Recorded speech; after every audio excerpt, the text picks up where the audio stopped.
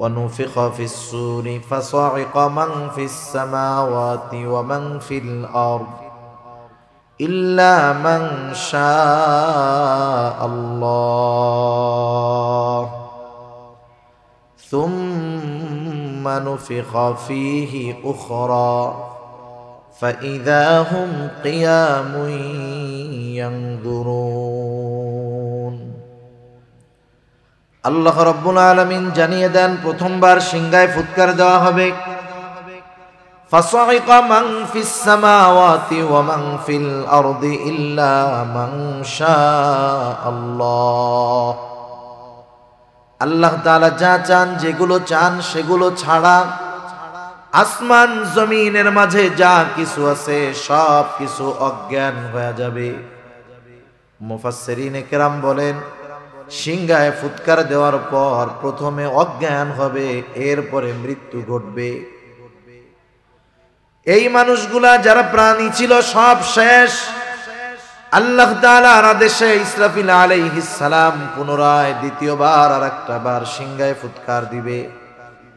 তবে এই দুই সিংহায় ফুৎকারের মধ্যে ব্যবধানের সময় কতটুকু?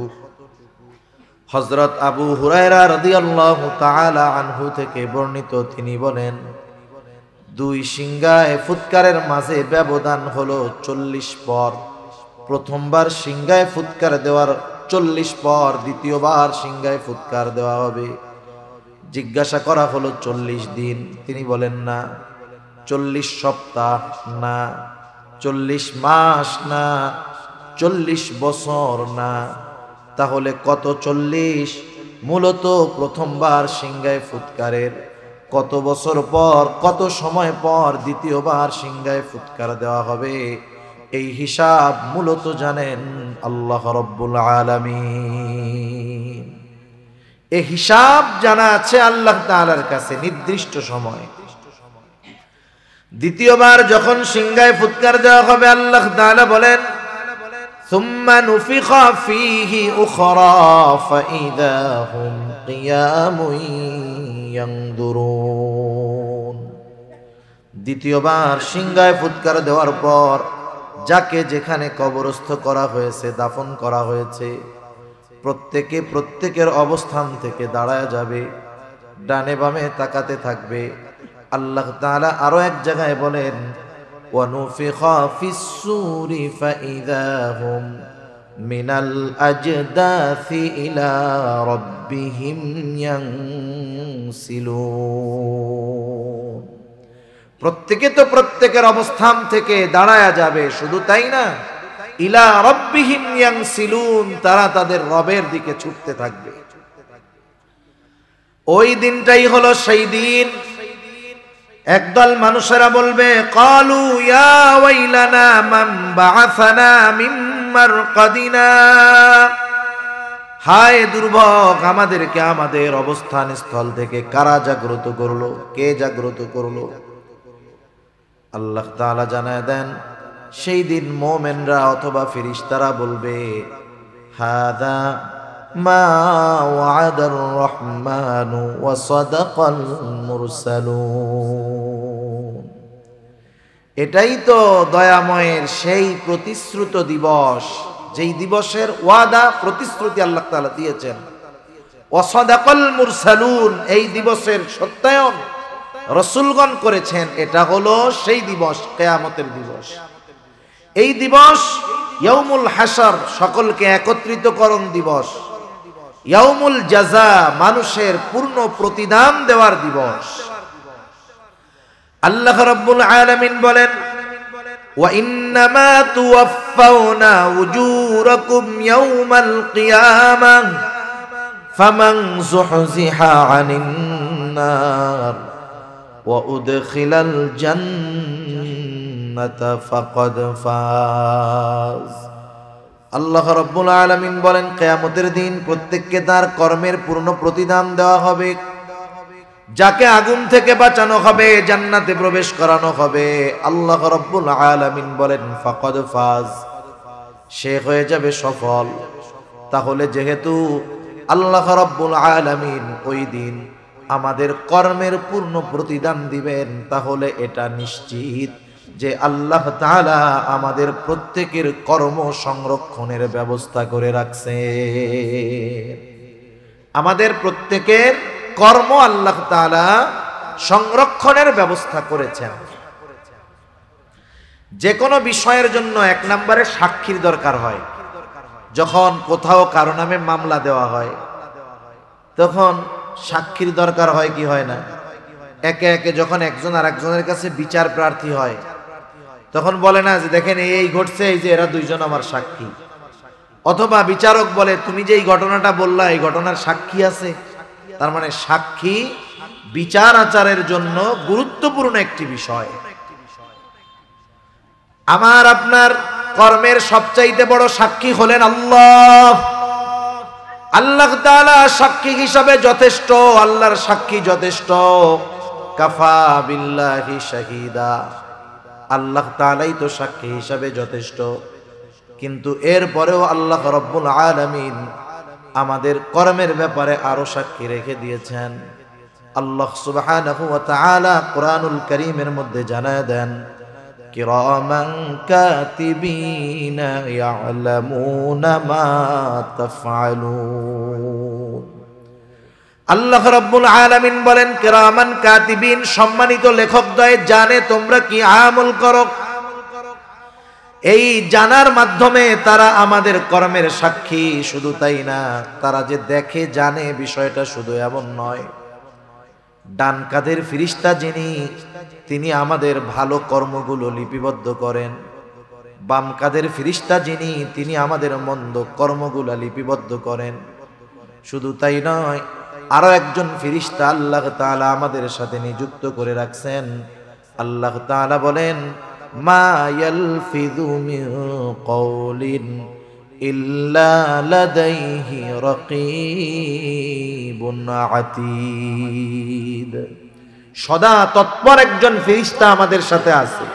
মা ইয়ালফিযু মিন কওল, জবান দিয়ে যা আমরা নিক্ষেপ করি, অর্থাৎ যা বলি, বলার সাথে সাথে ওই ফেরেশতা আমাদের কথাগুলোকে রেকর্ড করে ফেলে, সংরক্ষণ করে ফেলে। সুবহানাল্লাহ। বিজ্ঞান কি বলে? বিজ্ঞানের কথা আমাদের কেমন জানি বিশ্বাস হয় বেশি, অথচ বিজ্ঞান যেটা এখনো প্রমাণ করতে ব্যস্ত, আল্লাহ তাআলা সেটা আমাদের অনেক আগেই জানায় দিয়েছেন। বিজ্ঞান বলে মানুষ যেই কথাগুলো উচ্চারণ করে, মানুষের উচ্চারিত কোনো কথা ধ্বংস হয়ে যায় না, সব বাতাসের মধ্যে আছে, সব বাতাসে আছে। আল্লাহ তাআলা তো এমন ক্ষমতাধর, তিনি যদি কিয়ামতের দিন বলেন যে আব্দুর রহিম দুনিয়াতে যত কথা বলছে বাতাস, সব কথাগুলা আলাদা করে আমার সামনে হাজির করো, বলেন তো এটা আল্লাহর জন্য কি কঠিন? অতি সহজ বিষয় আল্লাহ তাআলার জন্য। বিজ্ঞান বলতেছে কথাগুলা ধ্বংস হয়ে যায় না, সব বাতাসের মধ্যে আছে। এখান থেকে আপনাদের আত্মীয় যদি কারো থাকে, সেই 15,500 কিলোমিটার দূর আমেরিকা, কেউ যদি তার ভাই বন্ধু সন্তানের সাথে কথা বলতে চায়, আমেরিকাতে যদি ফোন দেয়, ফোন দেওয়ার কয়েক সেকেন্ডের মধ্যে বাংলাদেশ থেকে 15,000 কিলোমিটার দূরে তার কণ্ঠ, তার ভয়েস সেকেন্ডের ভিতরে ওই আমেরিকায় যিনি থাকেন তার মোবাইলের মধ্যে চলে যায়। ঠিক না? শুধু কথা বলা যায় তা না, এখানে যা হচ্ছে মোবাইলের মাধ্যমে তাকে দেখানো যায়। তার নাই, কিচ্ছু নাই, কেমনে যায়? নেটওয়ার্ক সিস্টেম, নেটওয়ার্ক এগুলা যথাযথ নম্বরে পৌঁছানোর ব্যবস্থা করে। সাথে সাথে বাতাসকে ব্যবহার করা হয়। এই বাতাস আর নেটওয়ার্ক, এই প্রযুক্তির সংমিশ্রণ, সেকেন্ডের ভিতরে আমার আপনার এই বাংলাদেশে বলা কথাটা, শব্দটা হুবহু টোনে, হুবহু উচ্চারণে সেকেন্ডের ভিতরে আমেরিকায় চলে যাচ্ছে। সুবহানাল্লাহ। তার লাগে না, কিছু লাগে না। যে আল্লাহ তাআলা মানুষকে এমন প্রযুক্তি দিলেন, সে আল্লাহ তাআলার জন্য কথা সংরক্ষণ করা কঠিন নয়, বরং অতীব অতীব সহজ। ঠিক কিনা? তাহলে আমাদের কথাগুলা রেকর্ড হইতেছে। শুধু তাই না, আমি আপনি যেই অঙ্গ প্রত্যঙ্গের দ্বারা কর্ম সম্পাদন করি, কাজগুলা করি, এগুলাও কিয়ামতের ময়দানে আমার পক্ষে বা বিপক্ষে সাক্ষী হয়ে যাবে। আল্লাহ তাআলা কোরআনুল কারীমের মধ্যে বলেন, আল ইয়াউমা নাখতিমু আলা আফওয়াহিহিম ওয়া তুকাল্লিমুনা আইদিহিম ওয়া তাশহাদু আরজুলুহুম বিমা কানু ইয়াকসিবুন। আল্লাহ রাব্বুল আলামিন বলেন, আজকের এই দিন অর্থাৎ কিয়ামতের দিন, নাখতিমু আলা আফওয়াহিহিম, আমি তাদের মুখের উপরে মোহর মেরে দিব, ওয়া তুকাল্লিমুনা আইদিহিম, আমার সাথে কথা বলবে তাদের হাত, ওয়া তাশহাদু আরজুলুহুম, সাক্ষী দিবে তাদের পা, বিমা কানু ইয়াকসিবুন, এই হাত পা দ্বারা তারা কি উপার্জন করেছে। শুধু যে আমার আপনার হাত পা আল্লাহ তাআলার সাথে কথা বলবে এমনটা নয়, বরং আল্লাহ তাআলা আর এক জায়গায় বলেন, শাহিদা আলাইহিম সামউহুম ওয়া আবসারুহুম ওয়া জুলুদুহুম বিমা কানু ইয়ামালুন। আল্লাহ তাআলা বলেন, সাক্ষী দিবে তাদের চোখ, সাক্ষী দিবে তাদের কান, সাক্ষী দিবে তাদের কান, সাক্ষী দিবে তাদের চোখ, সাক্ষী দিবে তাদের চামড়া। এই চোখ, কান, জবান, চামড়া দিয়ে তারা কি আমল করেছে। ৬০-৭০ বছর হায়াতের মারার সময় কথা বলেছে কিংবা বাধা দিয়েছে নাকি? কোনোদিন কথাও বলে নাই, বাধাও দেয় নাই। অথচ এই হাত দিয়ে আমি আপনি অপরাধ করাচ্ছি, চোখ দিয়ে অপরাধ করছি, কান দিয়ে অপরাধ করতেছি, এরা কোনো কথা বলে না। কিয়ামতের দিন যখন কথা বলতে দেখবে, যার বিরুদ্ধে কথা বলবে সে তো অবাক হয়ে যাবে। এবার জিজ্ঞাসা করবে, ক্বালু লিজুলুদিহিম লিমা শাহিদতুম আলাইনা, কি চামড়া তোমরা কেন আমাদের বিরুদ্ধে সাক্ষী দাও? তার মানে দুনিয়ায় তো কথা বলতে পারতো না, এখন কেমন করে সাক্ষী দাও, কথা কেমন করে বলতেছ? এইবার ওই অঙ্গ প্রত্যঙ্গ গুলাও জবাব দিবে, ক্বালু আনতাকানাল্লাহ, আজকে আমাদেরকে কথা বলার ক্ষমতা দিয়েছেন কে? আল্লাহ আজকে আমাদের কথা বলার ক্ষমতা দিয়েছেন। ওই সময় ক্ষমতা দেন নাই বিধায় দুনিয়ায় কথা বলবে, কিন্তু আল্লাহ তাআলা আজকে আমাদেরকে কথা বলার ক্ষমতা দিয়েছেন। এজন্য তুমি আমাদের দ্বারা দুনিয়াতে কি অপরাধ সংগঠিত করেছ সব আল্লাহ তাআলার কাছে আমরা বলে দিচ্ছি। একটা মানুষ যদি এই চিন্তাগুলো আমরা সবসময় আমাদের সামনে রাখতে পারি যে হায় হায়, আমি মানুষের সামনে গুনাহ করা, অপরাধ করা, মন্দ কাজ করা, এটাকে কতটা ভয় পাই, অথচ সার্বক্ষণিকভাবে আল্লাহ সুবহানাহু ওয়া তাআলা আমাকে দেখতেছেন, আমার সাথের ফেরেশতারা সর্বক্ষণ আমার সাথে আছে, আমি যাদেরকে দিয়ে অপরাধ করি, অন্যায় করি, তারা আমার বিপক্ষে সাক্ষী। এই চিন্তাগুলা আমরা যতক্ষণ আমাদের মাঝে যথাযথভাবে প্রবেশ করাতে না পারবো, দুনিয়ার আইন, দুনিয়ার কঠোরতা, ওয়াজ নসিহত সহজে আমাদেরকে পাপ থেকে দূরে ঠেলতে পারবে না, পাপ থেকে বাঁচাতে পারবে না। এই চিন্তাগুলা যদি আমাদের মধ্যে না আসে, স্বাভাবিক আপনাদের এলাকার কাউকে যদি বলা হয় যে আপনাকে কিন্তু হাটহাজারী থানা থেকে নজরদারিতে রাখা হয়েছে, খবর আসলো যে আপনি প্রশাসনের নজরদারিতে আছেন, বলেন তো ও ২৪ ঘন্টা টেনশনে থাকবে না? ঘরের মধ্যে থাকলেও চিন্তায় থাকবে, মসজিদে থাকলেও চিন্তায় থাকবে, বাজারে থাকলেও চিন্তায় থাকবে। আমরা কি ২৪ ঘন্টা আল্লাহর নজরদারিতে নাই? দুনিয়ার প্রশাসন তাকে কতটুকু সময় নজরদারি করবে? ঘরের মধ্যে গেছে ল্যাপের তলে দেখবে না, কিন্তু আমি আপনি যত আধারে যাই, যত একাকিত্ব অবলম্বন করি না কেন, আল্লাহ তাআলার নজরের বাইরে কখনো যাওয়ার কোনো উপায় আমাদের নাই। এই চিন্তাগুলা মানুষরে গুনার থেকে বাঁচাইতে পারে। তা যাই হোক, দুনিয়ায় যেই কর্মগুলা আমরা করছি, কিয়ামতের দিন আমাদের কর্মের সাক্ষীও আছে, কর্মের প্রতিদানও আল্লাহ তাআলা দিবেন। এগুলো কিয়ামতের দিন আমলনামা বানানো হচ্ছে, ফাইল আকারে প্রস্তুত হচ্ছে, এগুলা কিয়ামতের দিন আল্লাহ তাআলা ছাইড়া দিবেন। প্রত্যেকের দুনিয়ার আমলনামা, যে দুনিয়ায় যে আমল করেছে, যা যা আমল করেছে, যা বলেছে, যা করেছে, সব লিপিবদ্ধ আছে। প্রত্যেকের আমলনামা প্রত্যেকের কাছে পৌঁছায়া যাবে। আমলনামা ডান হাতে কেউ পাবে, আমলনামা বাম হাতে কেউ পাবে। ডান হাতে আমলনামা যারা পাবে তারা সফল জান্নাতি, বাম হাতে যারা আমলনামা পাবে তারা ব্যর্থ, তারা জাহান্নামী। ডান হাতে যারা আমলনামা পাবে, বিষয়টা কিন্তু এমন নয় যে আমলনামা সামনে আছে, মন চাইলে ডান হাত দিয়া নিলাম, মন চাইলে বাম হাত দিয়া নিলাম, এমন নয়। বরং তার কৃতকর্মই তার আমলনামা ডান হাতে অথবা বাম হাতে পৌঁছায়া দিবে। সে নিতে বাধ্য হবে। যে ডান হাতে আমলনামা পেয়ে যাবে সে খুশি।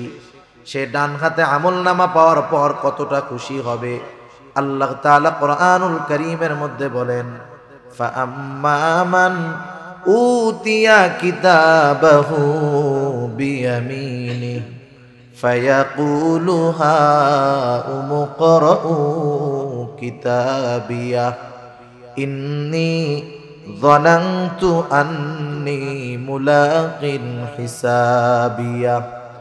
আল্লাহ রাব্বুল আলামিন জানায় দেন, ডান হাতে যে আমলনামা পাবে কতটা খুশি সে হবে। আমরা ছোটবেলায় যখন স্কুলে পড়েছি, আমাদের সময় শুধু কোন বিষয়ে কত মার্ক এটা জানায়া দেওয়া হতো না। আমাদের সময় পরীক্ষার উত্তরপত্রটাও আমাদেরকে দিয়ে দেওয়া হতো। বলা হতো, খাতাটা দেখো কি লিখছো, আগামীকাল তোমাদের অভিভাবকদের কাছ থেকে খাতায় সাইন কইরা এরপরে আবার জমা দিবা। যেই ছেলেটা খাতা পাওয়ার পর দেখতো 90-95 পেয়ে গেছে 100-র মধ্যে, সে নিঃসন্দেহে খুশি হইতো, ঠিক কিনা বলেন? বন্ধুদেরকে তার খাতাটা দেখাইতো যে দেখো আমি অঙ্কে 95 পেয়েছি, ইংরেজিতে 90 পেয়েছি। খুশিতে সে বন্ধুদেরকে বলতো, দেখো আমার খাতা পড়া দেখো কত সুন্দর লিখছি। ডান হাতে যে আমলনামা কিয়ামতের ময়দানে পাবে, আল্লাহ তাআলা বলেন সেও বলবে, এই তো আমার কিতাব, পড়ো তোমরা। ফায়াকুলু হাউম ইকরাউ কিতাবিয়া। এখন ডান হাতে আমলনামা সে পাইলো কেন, এর কারণটাও কেমন জানি সে বলে দিবে। প্রশ্ন করে না, বন্ধু তুমি 90 কেমনে পাইলা? আমরা তো 60, 70, 50 পাইতে কষ্ট হয়েছে। সে তখন কি বলে, শোনো আমি ঠিক মতো লেখাপড়া করছি, তোমরা রাত 10টায় ঘুমিয়ে গিয়েছ, আমি 12টা পর্যন্ত এগুলা পড়ছি। আর আমার দৃঢ় প্রত্যয় ছিল যে লেখাপড়া যদি আমি করি তাইলে আমি 90-এর উপরে মার্ক পাবো, এই জন্যই তো 90 পাইছি। ডান হাতে আমলনামা যিনি পাইলেন তিনি বলবেন, ইন্নী যানানতু আন্নী মুলাকিন হিসাবিয়া। আমি এই ব্যাপারে দৃঢ় ধারণা রাখতাম, দৃঢ় বিশ্বাস রাখতাম যে আমাকে হিসাবের মুখোমুখি হতে হবে, হিসাবের মোলাকাত হতে হবে, তথা আমার দুনিয়ার কর্মের হিসাবের মুখোমুখি জবাবদিহিতার কাঠগড়ায় আমাকে দাঁড়াতে হবে। দুনিয়ায় এই ব্যাপারে আমার দৃঢ় বিশ্বাস ছিল বিধায় আমি আমার কর্মগুলো ভালো করেছি, নেক আমল করেছি, যার কারণে আজকে আমি ডান হাতে আমলনামা পেয়ে গেছি।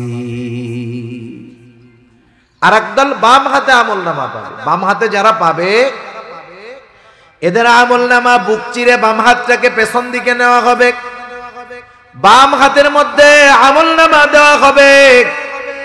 বাম হাতে আমলনামা প্রাপ্ত মানুষগুলার বক্তব্য কি হবে, আল্লাহ তাআলা বলেন, ও আম্মা মান উতিয়া কিতাবাহু বিশিমালি ফায়াকুলু ইয়া লাইতানি লাম উতা কিতাবিয়া ওয়ালাম আদরি মা হিসাবিয়া।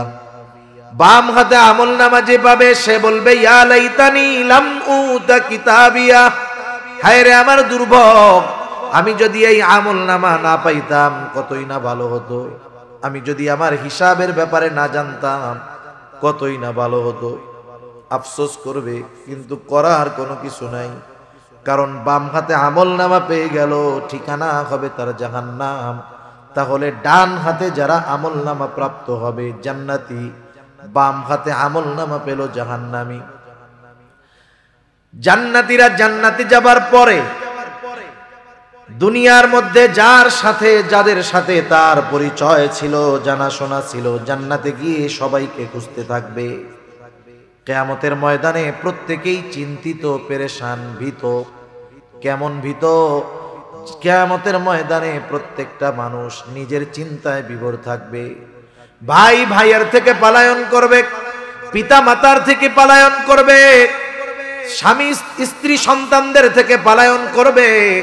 কেউ চাইবে না কিয়ামতের ময়দানে তার আপন ভাইয়ের সাথে দেখা হয়ে যাক, কেউ চাইবে না স্ত্রী সন্তানের সাথে দেখা হয়ে যাক, কেউ চাইবে না মা বাবার সাথে দেখা হয়ে যাক। প্রত্যেকে লুকায়া লুকায়া থাকবে, নিজের চিন্তায় বিভোর থাকবে।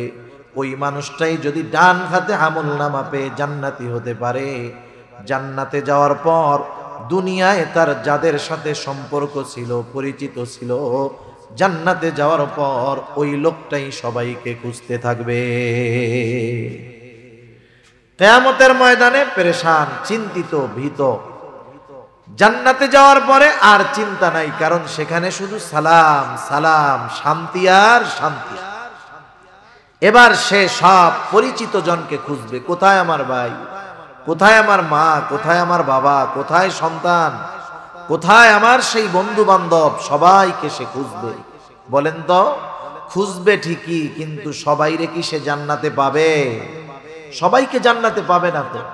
কারণ দুনিয়ার অনেক কাছের মানুষ, কাছের বন্ধু হয়তো বাম হাতে আমলনামা পেয়েছে, বদআমলের কারণে সে জাহান্নামে চলে গেছে। এজন্য আল্লাহ তাআলা জানায়া দিয়েছেন প্রত্যেকটা মানুষ তার কর্মের নিকটে দায়বদ্ধ। এখানে বোঝানো উদ্দেশ্য হলো বদআমল যারা করছে, বাম হাতে যারা আমলনামা পেয়েছে, এই আমলনামা পাওয়াটা বাম হাতে তার কর্মফল, সুতরাং তার ঠিকানা জাহান্নাম। আর ডান হাতে যে আমলনামা পেল সে তো সফল হয়ে গেল। এজন্য আল্লাহ তাআলা বলেন, কুল্লু নাফসিন বিমা কাসাবাত রহিনা ইল্লা আসহাবাল ইয়ামিন ফি জান্নাতি ইয়াতাসাআলুন। জান্নাতে যাওয়ার পরে জান্নাতীরা তো খুঁজবে, সবাইকে পাবে না। তাফসীরে ইবনে কাসীরের মধ্যে আসছে আল্লাহ তাআলা জান্নাতি আর জাহান্নামীদের মধ্যে দেখা ও কথাবার্তার ব্যবস্থা করে দিবেন। সুবহানাল্লাহ। জান্নাতীরা জাহান্নামীদের অবস্থা দেখবে, জাহান্নামীরা জান্নাতীদের অবস্থা দেখবে। জান্নাতীরা দেখবে যে জাহান্নামের মধ্যে তাদের অনেক পরিচিত জন, বন্ধু বান্ধব শাস্তি ভোগ করতেছে।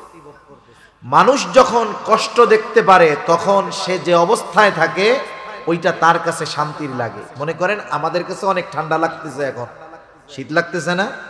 আপনি যদি চট্টগ্রাম শহরে যান, দেখবেন রাস্তার ফাঁকে ফাঁকে আইল্যান্ডের মাঝে কিছু মানুষ শুয়ে আছে। আমাদের তো কান ঢাকার রুমাল আছে, গায়ে দেওয়ার সোয়েটার আছে, ওর ওইটাও নাই। ওই দৃশ্য দেখার পরে যতই শীত থাক, আমার আপনার শীত আর থাকবে না।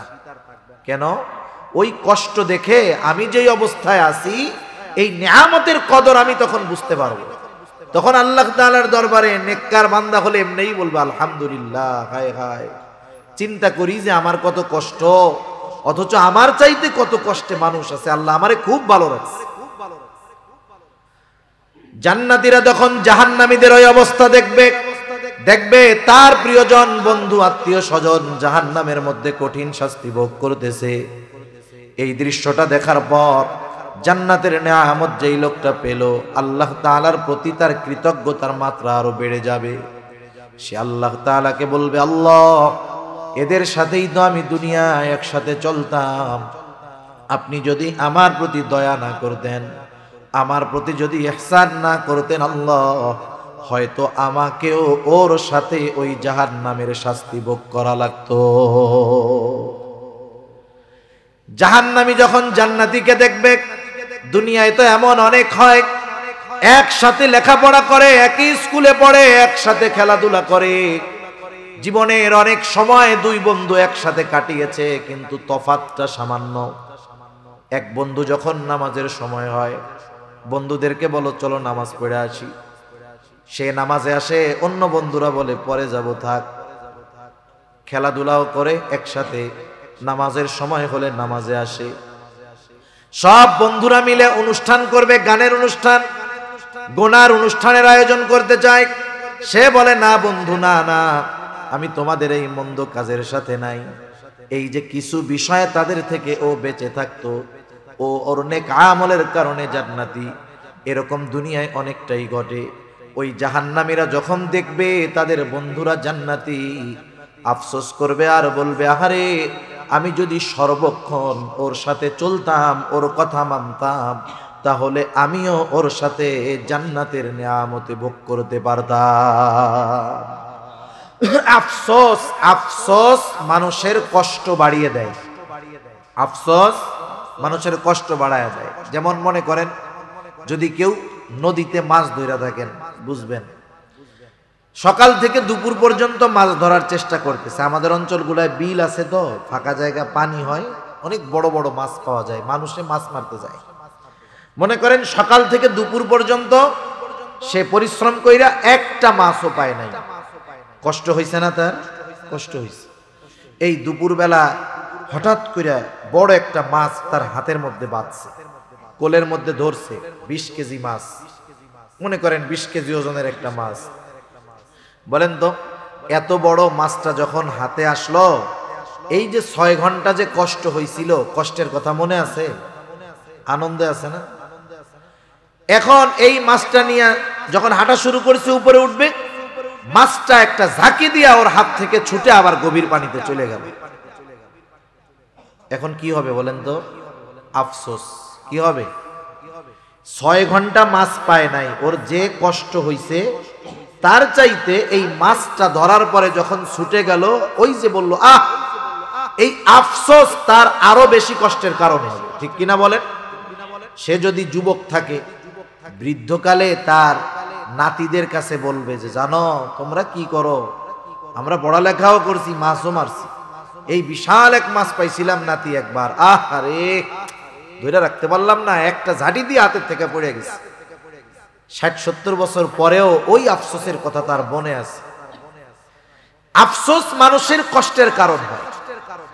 জাহান্নামীরা যখন দেখবে জান্নাতে তার বন্ধু নেয়ামত ভোগ করে, তার কষ্টের অনুভবটা আরো বেড়ে যাবে। এখন প্রশ্ন হতে পারে, কষ্টের অনুভবটা বাড়ে কেমনে? একটা মেসাল দিলে বুঝতে সহজ হবে। মনে করেন বকা দেওয়া, এটা খারাপ কাজ, মানুষ মানুষকে বকা দেয়, এটা মন্দ কাজ।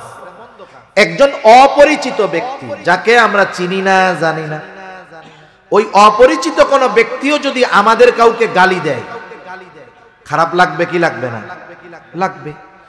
ওই অপরিচিত লোকটা যেই বকাটা দিয়েছে, ওই বকা যদি একজন পরিচিত মানুষ দেয়, কষ্ট একটু বেশি লাগবে নাকি আগের চাইতে কম লাগবে? অবশ্যই বেশি লাগবে। ওই বকাটা যদি আপনার আমার ভাই দেয়, একই বকা, কষ্ট বেশি লাগবে।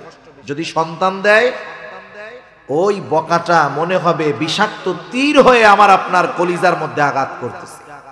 শব্দ কিন্তু এক, ব্যক্তি পরিবর্তনের কারণে একই কথায় কষ্টের মাত্রাটা বেড়ে যায়। জাহান্নামীরা আফসোসের কারণে কষ্ট বেড়ে যাবে। জান্নাতীদের আলোচনা, তারা জানতে চায় কেন তাদের বন্ধুরা জাহান্নামে গেল, পরস্পর আলোচনা করবে। তাফসিরে ইবনে কাসিরের মধ্যে আল্লাহ তাআলা এসেছে, আল্লাহ রাব্বুল আলামিন জান্নাতি আর জাহান্নামীদের মধ্যে কথাবার্তার ব্যবস্থা করে দিবে। আল্লাহ তাআলা সেই কথাগুলাই এখানে বলেন, ফি জান্নাতি ইয়াতাসাআলুনা আনিল মুজরিমিনা মা সালাকাকুম ফি সাকার। জান্নাতীরা মুজরিমদেরকে, পাপীদেরকে তথা জাহান্নামীদেরকে জিজ্ঞাসা করবে, কোন জিনিসে বা কোন কারণে তোমরা এই জাহান্নামে আসলা, কোন জিনিস তোমাদেরকে এই জাহান্নামে আনলো। জাহান্নামীরা তাদের জাহান্নামে আসার, জাহান্নামে যাওয়ার 4টি কারণ উল্লেখ করবে। কয়টি কারণ? 4টি কারণ। বিষয় হলো, যেহেতু জাহান্নামীরা যেই 4টি কারণের কথা এই সূরার আলোকে আল্লাহ তাআলা আমাদের জানায়া দিলেন, আমাদের করণীয় হলো ওই কারণগুলো যদি আমাদের কারো মধ্যে থাকে, ওগুলো নিজেদের থেকে বের করে ফেলা। কারণ ওই কারণে জাহান্নামে যাওয়া লাগবে। জাহান্নামীরা এবার বলবে, ক্বালু লাম নাকু মিনাল মুসাল্লিন। 1 নাম্বার কারণ, আমরা মুসল্লি ছিলাম না, মুসল্লি ছিলাম না। মুসল্লি কাকে বলে? সপ্তাহে একদিন মসজিদে গেলে সে মুসল্লি নাকি? আরে প্রকৃত মুসল্লি যে, সে তো আল্লাহ তাআলার আরশের ছায়ায় স্থান পাবে। রাসূল আকরাম সাল্লাল্লাহু আলাইহি ওয়াসাল্লাম জানিয়ে দেন, কিয়ামতের দিন সূর্যটা একেবারে নিকটে হয়ে যাবে, কোথাও কোনো ছায়া থাকবে না আরশের ছায়া ছাড়া। নবীজি বলেন সেই দিন ওই আরশের ছায়ায় 7 শ্রেণীর মানুষ স্থান পাবে। এর মধ্যে এক শ্রেণীর মানুষ হলো রাজুলুন কলবুহু মুআল্লাকুন বিল মসজিদ, ওই ব্যক্তি যার অন্তর সর্বদা মসজিদের সাথে থাকতো। একটু বলেন তো, যার অন্তর সর্বদা মসজিদের সাথে, ওই লোকটা নামাজের সময় হলে নামাজ ছাড়তে পারে? দুনিয়ার শত ব্যস্ততা থাক, সে সব ব্যস্ততাকে উপেক্ষা করে আগে নামাজে হাজির হবে, ঠিক কিনা বলে? আমাদের মানুষদের অনেক ভুল ধারণা আছে। আপনারা তো আলেমদের সংস্পর্শে থাকেন, অনেক কিছু বুঝেন, জানেন। দুনিয়ার মানুষেরা মনে করে যে আল্লাহ তাআলার আদেশ নিষেধগুলা মান্য করলে শুধু মনে হয় পরকালীন লাভ, জান্নাত পাওয়া যাবে, জাহান্নাম থেকে বাঁচা যাবে। আসলে বিষয়টা এমন নয়। কোন ব্যক্তি যদি আল্লাহ তাআলার আদেশ নিষেধ, শরীয়তের বিধিবিধান দুনিয়াতে পরিপূর্ণভাবে মানতে পারে, তাহলে দুনিয়ারও লাভ আছে, আখিরাতেরও লাভ আছে। যেমন আমাদের সমাজের অধিকাংশ মানুষ কিন্তু মুসল্লি নয়, বেনামাজি। যেই মসজিদটা 5 তালা, জুমার দিন মসজিদ ভরে, রাস্তায়ও জায়গা থাকে না ঢাকা শহরে, ওই মসজিদটাতেই ওই দিন আসরের নামাজে নিচের তালা 2 কাতারও ভরে না। এরকম অবস্থাই আমাদের ঢাকাতে এই অবস্থা।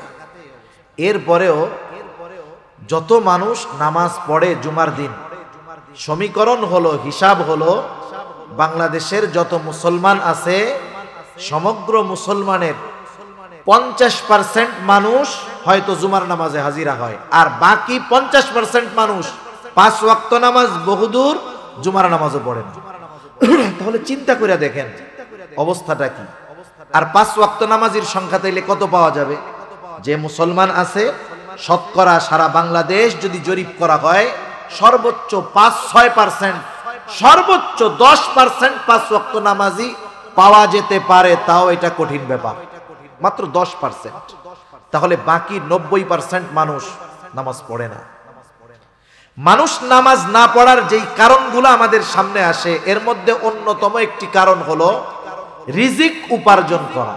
দোকানদার নামাজ পড়ে না, খোঁজ নিয়ে দেখেন কেন? দোকানদার দোকানদারি করে রিজিক উপার্জনের জন্য। সে এই ব্যস্ততায় নামাজ পড়ে না, সিএনজিওয়ালা নামাজ পড়ে না, রিক্সাওয়ালা নামাজ পড়ে না, দিন মজুর কুলি নামাজ পড়ে না। তাহলে বিষয়টা হলো দুনিয়ার বড় একটা অংশ নামাজ না পড়ার কারণ রিজিক উপার্জন করা, ঠিক না? এটাই তো নাকি? হ্যাঁ। তাহলে একটু বলেন তো, রিজিকের মালিক কে? বড় বড় মার্কেটগুলায় দেখবেন মসজিদ আছে, নামাজ পড়ে 50-60 জন, অথচ দোকানই আছে 1000। প্রত্যেকটা দোকানে 2-3 জন করে কর্মচারী আছে। 3-4 হাজার কর্মচারী একটা মার্কেটে, নামাজ পড়ে 50-60 জন। শতকরা হিসাব দেন, 1%-2% হবে না। তাহলে রিজিক উপার্জন করতে গিয়ে অধিকাংশ মানুষ নামাজ পড়ে না, অথচ ওই রিজিকের মালিক আল্লাহ। রিজিকের মালিক যিনি, তিনি যেই পদ্ধতি বলে দেন রিজিক পাওয়ার জন্য, সেই পদ্ধতি বাদ দিয়ে যদি দুনিয়ার মানুষ অন্য পন্থায় পরিশ্রমের মাধ্যমে, বুদ্ধির মাধ্যমে, মেধার মাধ্যমে রিজিক উপার্জন করতে চায়, রিজিকের মালিকের পদ্ধতি বাদ দিয়ে বলেন তো রিজিক উপার্জন করা সম্ভব? রিজিক উপার্জনের চেষ্টা করে যাবে, কিন্তু উপার্জন করতে পারবে না। রিজিকের মালিকের ফর্মুলা কি? আল্লাহ রাব্বুল আলামিন বলেন, ওয়া'মুর আহলাকা বিস-সালাতি ওয়াসতাবির আলাইহা লা নাসআলুকা রিজকা। আল্লাহ তাআলা বলেন, তোমার অধীনস্থদেরকে নামাজের আদেশ দাও, তুমিও এর উপরে অটল থাকো। অর্থাৎ নিজেও মুসল্লি হও, ঘরের মানুষগুলাকেও মুসল্লি বানাও। কারণ নিজে মুসল্লি হলে হবে না, নিজে জাহান্নাম থেকে বাঁচলে হবে না, অধীনস্থদেরকেও বাঁচাতে হবে। আল্লাহ তাআলা বলেন, ইয়া আইয়ুহাল্লাযীনা আমানু কু আনফুসাকুম ওয়া আহলিকুম নারা। আল্লাহ তাআলা বলেন, হে ঈমানদারেরা, নিজে জাহান্নামের আগুন থেকে বাঁচো, তোমার অধীনস্থদেরকেও জাহান্নামের আগুন থেকে বাঁচাও। ঈমানদারদের উপরে আদেশ, যেহেতু ঈমান তার আছে, তাইলে কি দিয়া জাহান্নাম থেকে বাঁচবে? তার মানে ঈমান যেহেতু আছে, আল্লাহ তাআলা কেমন যেন বলতেছেন, বান্দা তুমি নেক আমল নিজে করো, এর মাধ্যমে জাহান্নাম থেকে নিজেকে বাঁচাও। অধীনস্থদেরকে দিয়ে নেক আমল করানোর মাধ্যমে জাহান্নাম থেকে বাঁচাও। ঈমানের পরে সর্বোত্তম নেক আমল হলো নামাজ, তাই না? নামাজ তার মানে মুসল্লি হওয়া আর কি। এজন্য আল্লাহ তাআলা একার আদেশ করেন নাই, বলছেন ওয়া'মুর আখলাকা বিস-সালাতি ওয়াসতাবির আলাইহা। তার মানে তুমি নিজেও মুসল্লি হও, তোমার অধীনস্থদেরকেও মুসল্লি বানাও, নামাজের আদেশ করো, অধীনস্থদের তুমিও তার উপরে অটল থাকো। লাভ কি হবে বান্দা? আল্লাহ তাআলা বলেন লা নাসআলুকা রিজকা। বান্দা আমি আল্লাহ তো তোমাদের কাছে রিজিক চাই না, বরং তুমি যদি নামাজি হও, তোমার ঘরের মানুষগুলা যদি নামাজি হয়, তোমরা যদি সকলে মুসল্লি হয়ে যাও, লাভটা কি? আল্লাহ তাআলা বলেন নাহনু নারযুকুকা, আমি আল্লাহ নামাজি হওয়ার কারণে তোমাদের রিজিক দিয়ে দিব। তাহলে যে কর্মের দোহাই দিয়ে নামাজ পড়ে না, রিজিক উপার্জনের দোহাই দিয়ে নামাজ পড়ে না, নামাজ বাদ দিয়ে সে যতই কঠোর পরিশ্রম আর সাধনা করুক না কেন, রিজিকের প্রকৃত স্বাদ থেকে সে বঞ্চিত হবে, রিজিক উপার্জন করতে পারবে না, জিন্দেগিভর পরিশ্রমী করে যাবে। ঠিক কিনা বলেন? এজন্য নামাজের মাধ্যমে আল্লাহ তাআলা বান্দার রিজিক দেয়। রিজিক বলতে যে শুধু টাকা পয়সা তা না, জীবন উপকরণ। দুনিয়ার একজন নেককার বিবি, এটাও রিজিক। একজন নেককার সন্তান, এটাও রিজিক। সুস্থ আছি, এটাও রিজিক। এভাবে আল্লাহ রাব্বুল আলামিন জানায়া দিলেন, নামাজি হইলে আমি আল্লাহ তোমাদের রিজিক দিব। তাহলে বলেন, আমরা যদি মুসল্লি হই তাইলে আমাদেরই তো লাভ, ঠিক না? বড় লাভ, জাহান্নাম থেকে বাঁচবো, দুনিয়ার জীবন উপকরণের ব্যবস্থা আল্লাহ তাআলা করে দিবেন। 2 নাম্বার, জাহান্নামীরা তাদের জাহান্নামে যাওয়ার কারণ হিসাবে বলল ওয়ালাম নাকুনু তুইমুল মিসকিন, আমরা মিসকিনদেরকে খানা দিতাম না, খানা খাওয়াইতাম না। সাধারণভাবে মানুষকে খানা খাওয়ানো ফজিলতের কাজ। রাসূলুল্লাহ সাল্লাল্লাহু আলাইহি ওয়াসাল্লাম বলেন, এক ব্যক্তি এসে নবীজির কাছে প্রশ্ন করেছে, আইয়ুল ইসলামি খাইর, ইসলামের মধ্যে উত্তম কাজ কোনটা? নবীজি সাল্লাল্লাহু আলাইহি ওয়াসাল্লাম ছিলেন উম্মতের রূহানি ডাক্তার। এই জন্য একই প্রশ্ন যখন নবীজির কাছে একাধিকবার করা হতো, রোগীর অবস্থা বুঝে নবীজি জবাব দিতেন। এই লোকের প্রশ্নের জবাবে নবীজি সাল্লাল্লাহু আলাইহি ওয়াসাল্লাম বললেন, তুতঈমুত তুআম ওয়া তাকরাউস সালাম আলা মান আরাফতা ওয়া মান লাম তারিফ, তুমি মানুষকে খানা খাওয়াও, পরিচিত অপরিচিত সবাইকে বেশি বেশি সালাম দাও। খানা খাওয়ানোর কথা বলে নবীজি বলেন নাই যে মিসকিন অসহায়দেরকে খাওয়াও, সাধারণভাবে বলছেন যে খানা খাওয়াও। তার মানে আমি যদি কাউকে খানা খাওয়াই, সে ধনী হোক গরিব হোক, সচ্ছল হোক অসচ্ছল হোক, পরিচিত হোক অপরিচিত হোক, দেশি হোক বিদেশি হোক, নেককার হোক বদকার হোক, আমি যদি আল্লাহর সন্তুষ্টির জন্য খানা খাওয়াই, এই খানা খাওয়ানোটা উত্তম কাজ। ঠিক কিনা বলেন? তবে যতই ভালো খাওয়াই না কেন, প্রতিদানের আশা যদি থাকে, প্রতিদানের আশা যদি থাকে, তাহলে কিন্তু এই খানা খাওয়ানোর মধ্যে কোনো ফজিলত নাই। আর জামানা তো এমন, মানুষ আর একজনের দাওয়াত দেয় কিছু পাওয়ার আশা করেই, ঠিক না? কিছু পাওয়ার আশা করেই দাওয়াত দেয়। এ ধরনের দাওয়াতের মধ্যে কোনো ফায়দা নেই। সাহাবায়ে কেরাম মানুষকে খানা খাওয়াইতেন কার জন্য? আল্লাহর সন্তুষ্টির জন্য। আমরা তো অনেক সময় মানুষের কাছে উপকার করে তার কাছে আবার উপকার আশা করি। অনেক সময় এটাও বলি, দেখ ওর এত উপকার করলাম, আমার তো কোনো উপকার করলই না, এই যে উপকারটা করলাম আমার ধন্যবাদও দিল না, বলে না এরকম, একটু থ্যাংক ইউও দিল না। আর সাহাবায়ে কেরামের অভ্যাস কি ছিল আল্লাহ তাআলা কোরআনুল কারীমের মধ্যে জানায় দেন। আল্লাহ তাআলা বলেন, ইন্নামা নুতঈমুকুম লিওয়াজহিল্লাহি লা নুরিদু মিনকুম জাযাআও ওয়ালা শুকুরা। তারা খানা খাওয়া কি বলতো, ইন্নামা নুতঈমুকুম লিওয়াজহিল্লাহ, আমরা তোমাদেরকে আল্লাহর জন্য খানা খাওয়াইছি, যেহেতু খাবারটা আল্লাহর জন্য খাওয়াইছি, লা নুরিদু মিনকুম জাযাআ, আমরা তোমাদের কাছে কোনো প্রতিদান চাই না।